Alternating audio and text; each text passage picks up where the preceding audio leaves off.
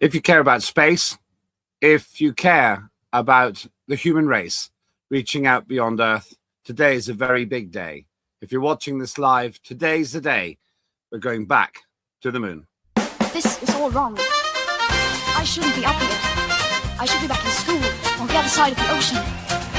Yet you all come to us young people for hope. How dare you! Boring. Boring. Boring. Okay, get it work. Don't tell us what we're going to feel. We're trying to solve a problem. Don't tell us what we're going to feel. I'm not telling you. Because you're in no position to dictate that. That's exactly what you're doing. You're in no position to dictate what we're going to feel.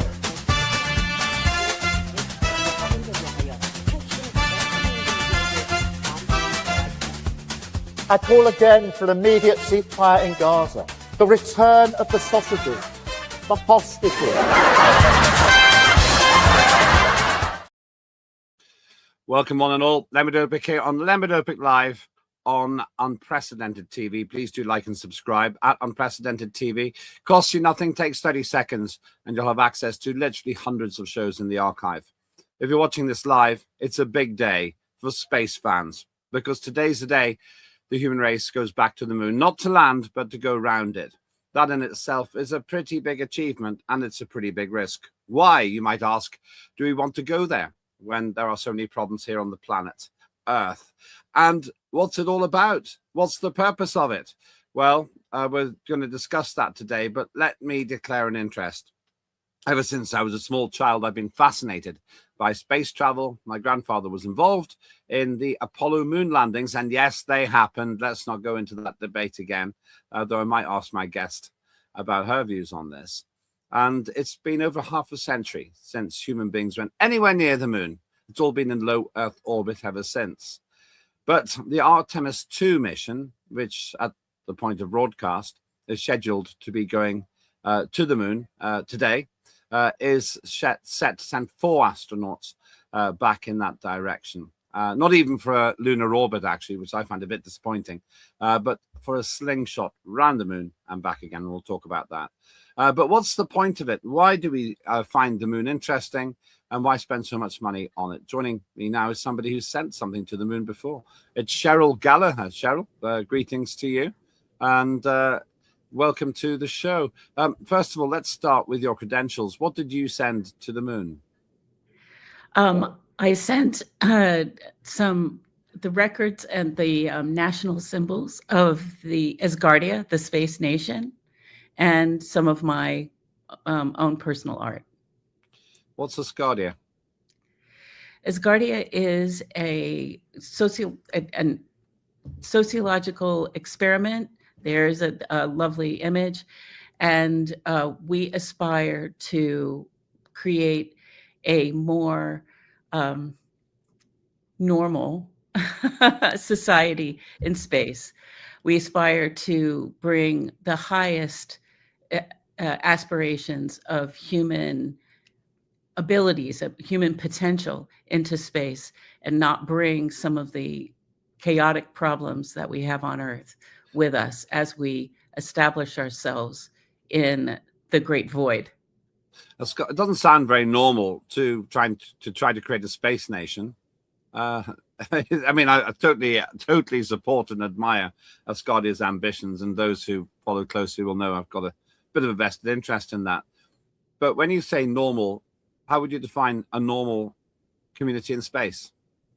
Well, I would relate it to how we are with each other as we're doing our work, trying to establish something that's never been done before. And as we face the challenges of that, because there are hurdles all over the place, because the idea of having a sovereign nation in orbit around the Earth rather than on the Earth's surface presents really unique challenges.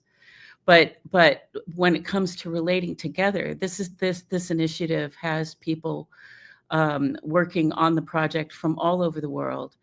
And, some of the countries that are involved don't get along at all. And some of them currently are at war with each other.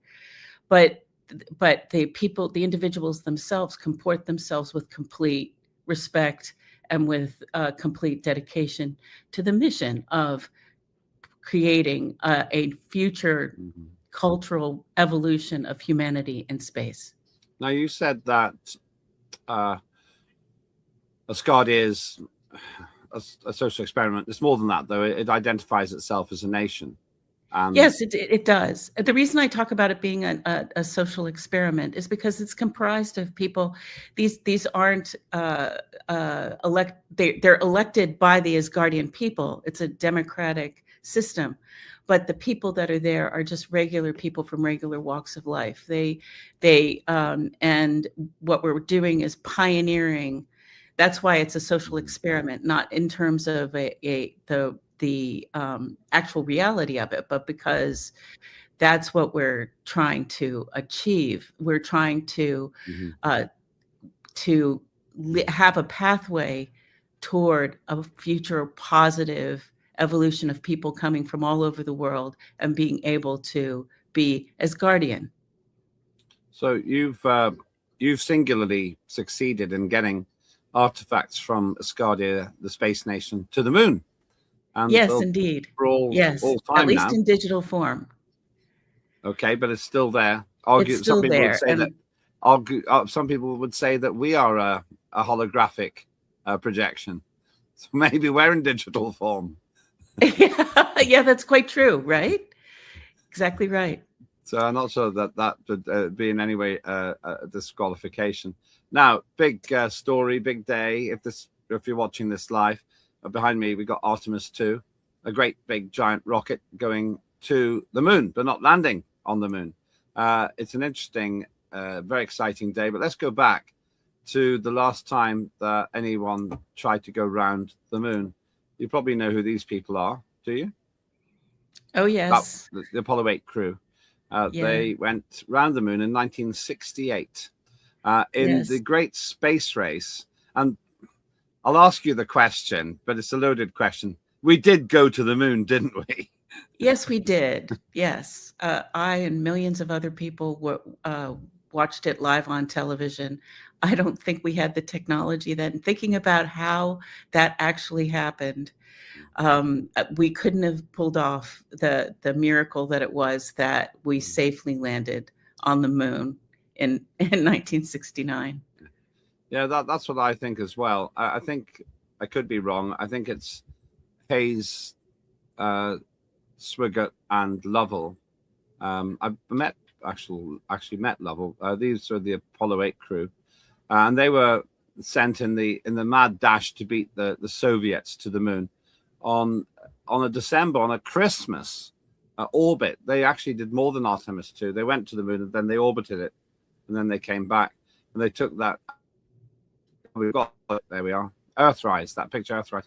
Many attribute this picture to the serious birth of the environmental movement. I think that's overselling it a bit, but it is one of the most famous pictures ever taken. Yes, and wasn't there also there was also that was a very successful mission. If I remembering it live and watching it the whole time from liftoff to splashdown. It was a really touching mission also because of how the astronauts were reporting what they were saying and how it felt to be there and how it felt to be there at a holiday time of year. All those things were involved, but technically it was a great success. Yes, it was, and a big risk as well. But the story and the reason we're talking about this one was that they went from Earth to the moon on a massive, massive rocket, the Saturn V rocket, which I thought was a very beautiful rocket as well. There we are. There it is, in fact. The Saturn V rocket, rather dubiously invented by a man called Werner von Braun, who built rockets for the Nazis. But we don't talk about that in America much. It's just something he did. Okay, never mind that. He built this then and was one of the two greatest rocket men in the world, the other one being Korolev, who worked for the Soviets and was comparably good, I would say. But this enormous rocket, 363 feet high, bigger than the one that's going to be launched today, if you're watching this live, took them to the moon, but also took Neil Armstrong and his crew to the moon as well.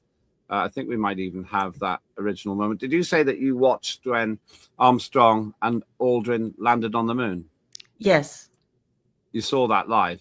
Yes. Yeah. You don't look old enough. My parents were very engaged by the concept of the space program, and so as children, they thought it was important for us to be present. They recognized the history that it represented, and so we didn't just watch the liftoff. We watched the progress. We watched the landing. We watched the splashdown. We watched all of it, the spacewalks and everything. So I can say with my own eyes, I remember seeing and hearing those first words in space as that foot went into. I watched the foot go into the dust and then lift up, and then the word. The famous sentence. I think we might even have that clip in a minute, but just for those of you, and I know I've got viewers who doubt we went to the moon. For those of you who think we didn't go to the moon, it's harder to fake it than to do it. It's harder to fake it than to do it. And the Soviets would never have allowed it. The Soviets conceded that the Americans did get to the moon. And let's just have a look. We've got the clip. I do wonder if they have enough equipment to be able to detect the stuff on the surface, but would people just say that's AI? Yeah, you can see it. It's like you can always say things didn't happen or things didn't occur. If you've got a big enough telescope, you can see the bits on the moon in the Sea of Tranquility. Let's see one of the. Go on. Sorry. Yeah, and so. How did that get there if we didn't actually go? Yeah. It's harder to fake it than to do it. That's the point. But let's have a look at that seminal moment once again. Very, very fine grained as you get close to it. It's almost like a powder. Ground mass is very fine. I'm going to step off the limb. That's one small step for man. One giant leap for mankind. That's an absolutely seminal moment. One of the most important statements in the history of the human race, I think. I actually met Neil Armstrong, and Buzz Aldrin. Aldrin's still alive. Armstrong passed away recently. They weren't fakers. They just weren't. Anyway, but maybe putting too much emphasis on that. Because and by the way, we're sounding like we're being defensive, don't we? Yeah, I think so. But it's tempting because it was almost frustrating that in this world where a whole bunch of people will tell you, in my view, falsely, that there's a climate emergency, and people believe that. They don't believe the real science, which is that we went to the moon and going back. Just in terms of, before we move away from the Apollo time, that was, I would say, America's greatest achievement. And there were just some pictures. There's an enduring one. Do you know who that is, by the way? You probably do. Do you know who that is? From what I understand, no, actually, I don't know who that is. It's Buzz Aldrin. It's actually not with Buzz confidence, Aldrin. not off the top of my head. But Buzz, I do Buzz remember Aldrin. that the issue was most of the photographs were taken of one astronaut. And so the only way they could take the picture of the other astronaut is to have it like this. Yeah. Buzz Aldrin resented not being the first man on the moon because they chose Armstrong. I think partly because he was technically a civilian, though he did a lot of work as a test pilot, and I think he'd been in the military as well. But Buzz Aldrin just didn't take many pictures. So there were no pictures of him. He was the one with the camera. Yeah. So Buzz Aldrin just, it's said, was resentful of taking pictures of Neil Armstrong. And so this absolutely famous picture isn't Neil Armstrong, it's Buzz Aldrin. It's Buzz Aldrin. I had lunch with Buzz Aldrin. That's a big name drop, but I did. I just didn't ask him about it. Yeah, and that's why I didn't. That's why I didn't specify, because I couldn't remember if Buzz Aldrin is the astronaut that's shown or if he's the astronaut reflected. Because I knew about the photography thing. It's Neil Armstrong's in the reflection on the visor, but it is one of the most famous pictures ever taken of a human. It really is. Just before we go any further, I really want to talk about this, but I have to advertise one of the other shows. One of the great shows we got is Tim Scott on Cancelled, and he's producing some superb news reviews, which stand the test of time. If you look back at them, they're pretty timeless. You've got some great guests. Watch this.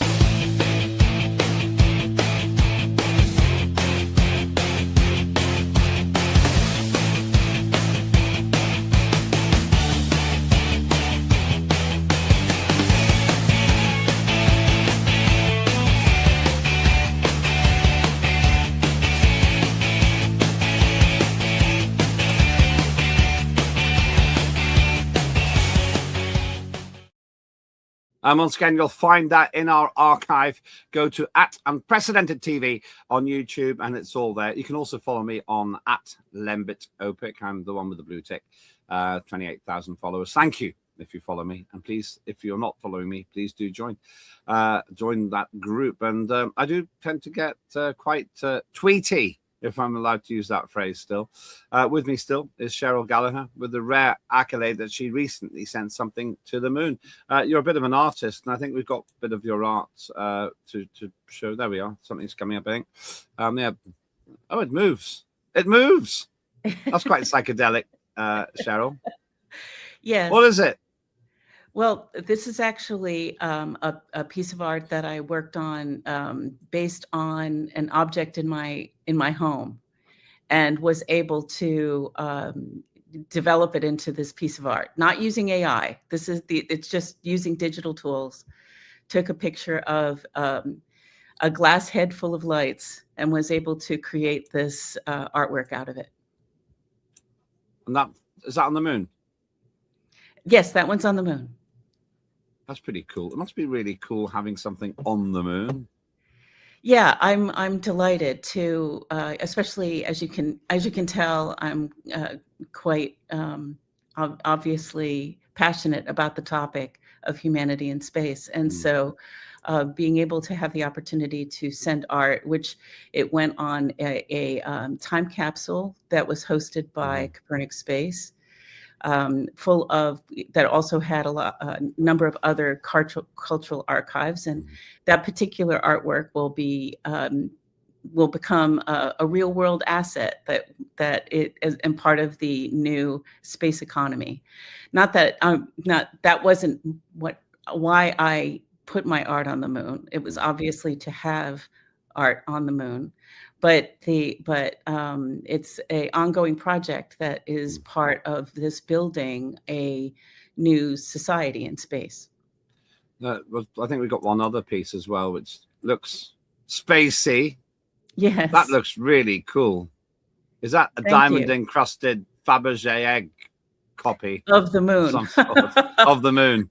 Yeah. Of the moon, yes. That's also on the moon then. Yes, it is.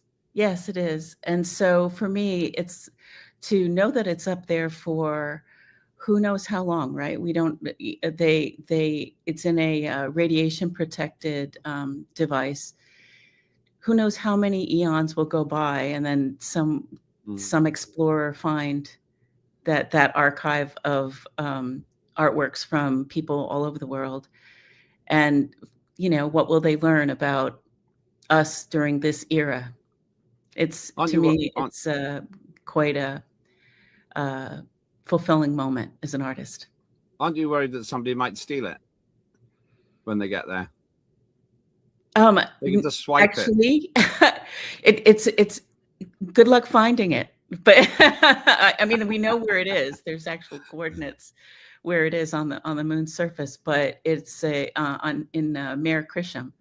But the I think we shouldn't have told people. There's no one guarding it. I did get emails from people thinking that the aliens were going to steal it. Well, that'd be quite a name drop. I was doing the world a service by helping the aliens understand us when they find the archive of artworks. So you'd have a wanted poster with ET on it. Right, I'm being frivolous now. People think we didn't go to the moon again. Let's go back to the actual space mission. The thing is, I was there for the launch. I was there for to witness it land in the first commercial space landing on the moon's surface that happened last year. And, at a certain point, you just have to have faith that what you did actually happened. And as far as I know, everything is just as described, including the original moon landing. So let's go to the current spacecraft. Oh, there it is. I don't think that's as an attractive a rocket as the Apollo, the Saturn V. Maybe we can get it up for comparison. But that's the Artemis II there with the crew, the gang of 4, 3 Americans and a Canadian. I thought that Trump had declared war on Canada, but there we go. Maybe I missed something there. So that's the Artemis rocket. Oh, thank you. Yeah, that's it. I think that's a more beautiful rocket. It's got 60s style to, I think. Mm-hmm. But maybe it's not about the aesthetic.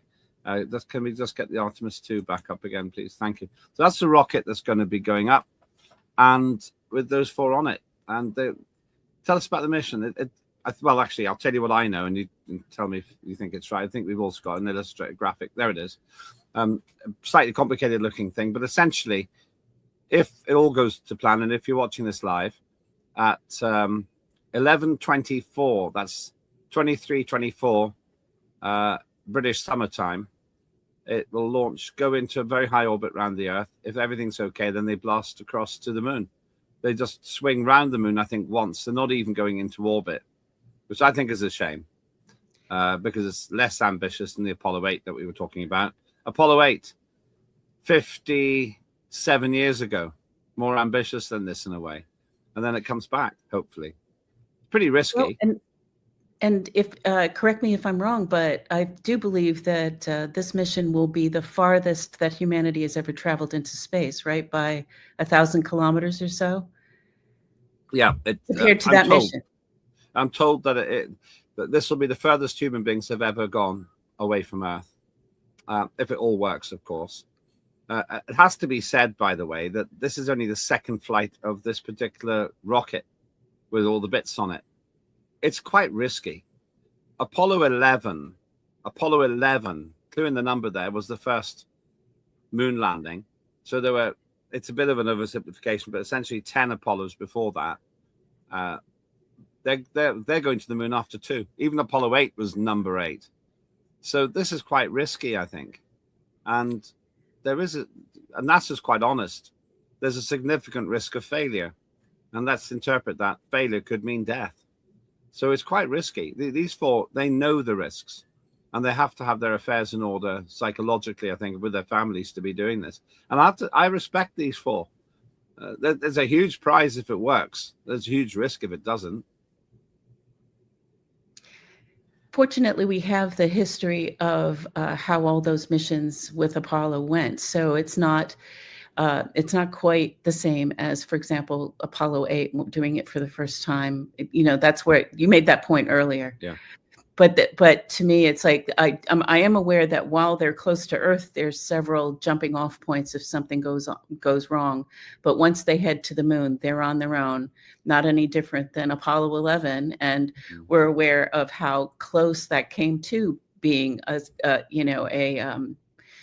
mission failure, especially when they had the issues while they were trying to land. So I have every hope that.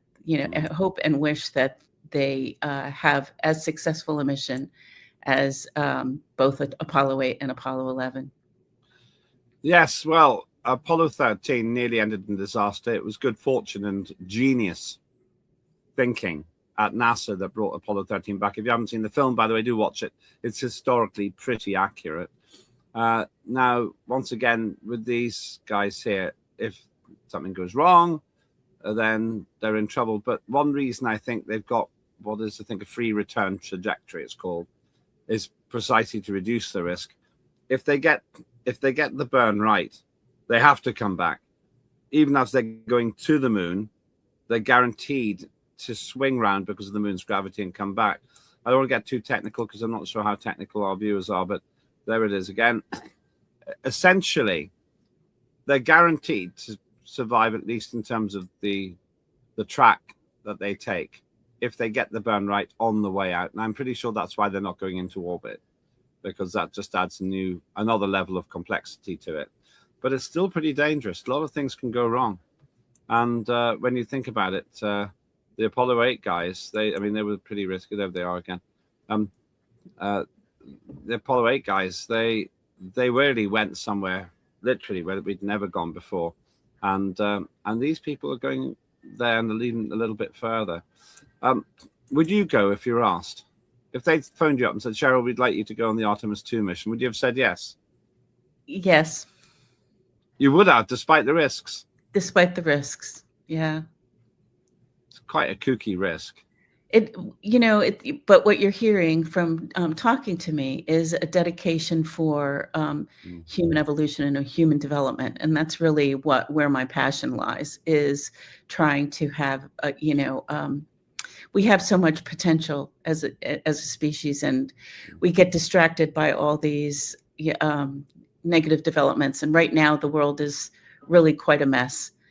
But I'm hoping at the end of it all that there's a certain development. We can continue our journey as a species on this tiny planet going forward in a positive way. The word about Asgardia, and as I say, I'm not going to pretend I am involved in Asgardia, so I'm not going to disassociate myself from it. Though that's the head of nation, in fact, Dr. Igor Shabeli. And they have Year Day, which is obviously an annual thing. Dr. Ashabeli single-handedly came up with the idea of the world's first space nation. Now, I'm going to advertise it. Do join Asgardia. It's great. It's inspirational. It's full of people like Cheryl who see our future as beyond Earth. So there's my little advert for it. I would imagine that every Asgardian is very keen on this working, because I'm understanding that if this works, then there's some mucking about in space with Artemis III. And then the next landing will be Artemis 4. And we're going to play that small clip of Neil Armstrong again in a minute. But the picture quality, they want to play it now. Okay, we'll do it in a moment. The picture quality will be so much better. And I suppose this is a necessary stepping stone for Dr. Ashabeli's vision of having a permanent space habitation. The way he says it, I've met him many times, the way he describes it really is, instead of just being on a little space station as a visitor, you actually live your life in space. You're born there, you work there, you die there, you get married there, you get divorced there, you have kids there. That's pretty visionary thinking, isn't it, Cheryl? Yes, but to me, it seems like a natural progression for humanity. And we will see. It's not going to happen instantly. What we're doing in Asgardia is laying the foundations for the future. But the idea of living your whole lives in space gives us another opportunity to explore what our potential as humanity is. Now, Asgardia, the space nation, named after the legendary city of the deities. I think that's what what Asgard was. So we've got that. There's the plug for Asgardia. I want to play again if we can get it up, the Neil Armstrong clip. Two things to watch. First, the seminal commentary that Neil Armstrong makes, and I'll tell you an interesting thing about that once we watch it. Just look at the picture quality. That's the other thing. And I imagine that when we watch, assuming it does go, Artemis II, the picture quality will be a lot better. Can we play it again, please? I'm looking forward to that. Yeah, that's pretty exciting. I mean, that really is. It'll be streets ahead of what we saw. Very fine grain as you close to it. It's almost like a powder. Ground mass is very fine. I'm going to step off from that. That's one small step for man, giant leap for mankind. Oh, that looks beautiful. I mean, that's just remarkable. For technology 57 years ago, you've got to credit it. The pictures were pin sharp because they were taken with Hasselblads, as far as I know, which is pretty large cameras. But when you think about the fact that was done with technology in 1969, that's quite something, Cheryl. Yes, exactly. And what you're showing me, it just makes me remember being a little kid sitting in front of the television and watching him kind of hop down onto the surface, like from the last ring onto the surface. And I can remember we were all so moved. And this is just one little family in America. And look at the difference it's made in our entire society for this to have successfully occurred. So, to me, that is the potential for Artemis, and I wish them all the best. I'm really looking forward to a positive mission outcome, and looking forward to, like you said, seeing. I'm sure that they're going to be photographing the moon. I'll be interested. I'm sure that now with our current technology, it's going to be just so much more advanced. It'll be very interesting to see what they bring back. But there's still nothing you can do at this stage about the radio silence, because when you go behind the moon, it's not the dark side of the moon. That's a Pink Floyd album. The sun does shine there as well. I know. It's no, you said far side. I'm just correcting those who go the dark side. It's not the dark side. The Earth's got a dark side. It's called nighttime. But the far side, there's no way for the radio waves to come around the corner. So they will literally be out of communication, excommunicado, if you like, from the whole of the human race, completely alone for whatever period of time they're behind the moon. Yes, exactly. I do hope it works, because I really want to see footsteps on the moon again. I remember when I watched and to some extent narrated the landing of your art and that spacecraft, and I remember being tremendously moved by the fact that there was a spacecraft with stuff on it that I knew on the moon. Whoever goes there, as it says here, around the moon for all humanity. To me, this is the greatest leveler. It puts everything in perspective, Cheryl. And it just reminds us of our place in the universe. Last word to you there. It's inspirational. Yeah, it really is. And they'll be the first to see something like this in half a century. 54 years to be precise. I actually met the last man on the moon as well, the late Gene Cernan. I've been very lucky. My grandfather was involved in the Apollo program, but I was very lucky because I had a great friend in the American embassy, and she organized for me to meet Neil Armstrong on his last visit to the United Kingdom, together with some of the other astronauts. When I was 7, I wanted to meet Neil Armstrong, and when I was 45, I did. And to me, that was one of the greatest days of my life. So, thanks, Cheryl. I will give you the last word. What do you want to say? You're an artist. I'm sure you'll think of something good to say. I really hope that these continued efforts to explore space and settle humanity in space provides the full blooming of human potential going forward. Thank you, Cheryl. And if you're watching this live, we'll find out if it works or not, at least the first part of the mission, which will be the launch. If you're watching this live again, the estimated, this could change, of course, but the estimated launch time is 11:24 p.m. British Summer Time. That's 10:24 GMT, or 6:24 Eastern Standard Time in the United States. For me, as somebody who has followed it all my life, I really hope them, or wish them, good luck. And I have to say, this is a great day in terms of the human endeavor, which will eventually help us go to the stars. We went to the moon, we're going back, and today is one of the stepping stones to achieve that. I'm Lembit Öpik. Big thanks to Cheryl Gallagher, big thanks to my team, but more than anything, thanks to you. And believe in more.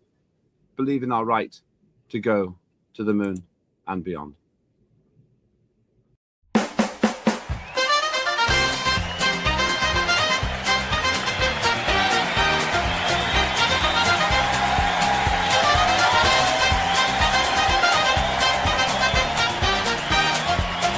Immediate ceasefire in Gaza, the return of the sausages.